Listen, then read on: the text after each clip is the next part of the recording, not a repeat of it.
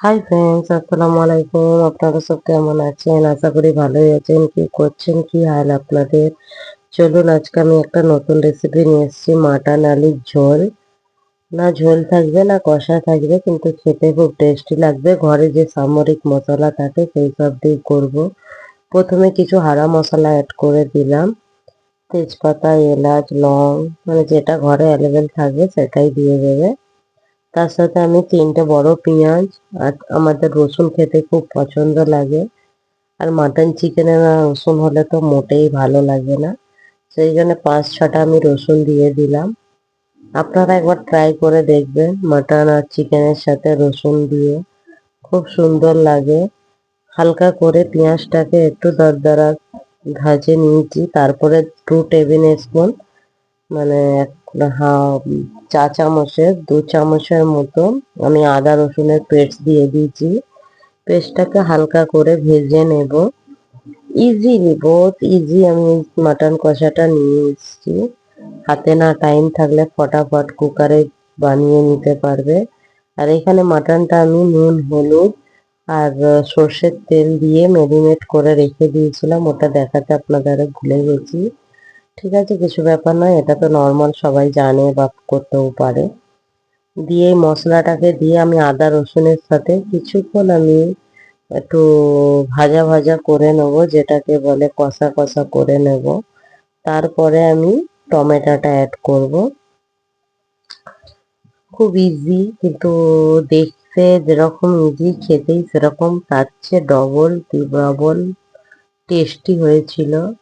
আপনারা প্লিজ একবার ট্রাই করে দেখো এরকম ভাবে এই রেসিপিটা।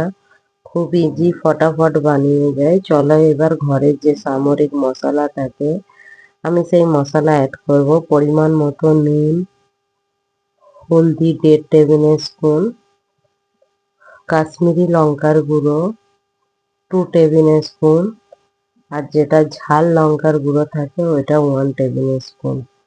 এবার 1/2 টেবিল স্পুনের মতো ধনের গুঁড়ো দেবো, এটা বড় চা চামচ ওই জন্য 1/2 টেবিল স্পুন দিয়েছি। আর 1 টেবিল স্পুনের মতো আমি জিরা পাউডার দিয়ে দেবো। দিয়ে মশলাটাকে বিনা পানি দিয়ে এখন ভালো তারে কষতে থাকবো। আমি মিনিমাম এটা 3 থেকে 2.5 মিনিট হবে ভেজে, মানে কষিছিলাম।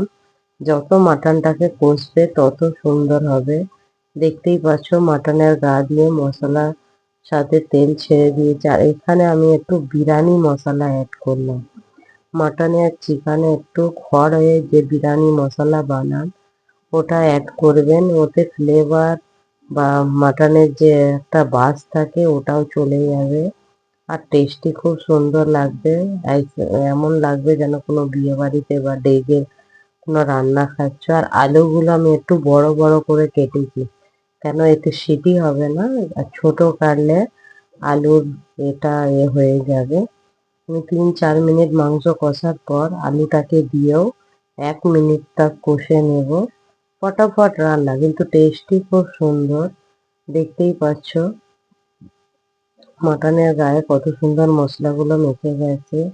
আর এতে যাতে মাংসগুলো ডুবে থাকে সেই পরিমাণে আপনারা পানিটা দেবেন। দেখতে পাচ্ছেন মাসান আলু নিচে আছে আর উপরে পানিটা ভাসছে, সেই পরিমাণে। এখানে নুনটা প্লিজ চেখে নেবেন, নুনটা একান্ত জরুরি।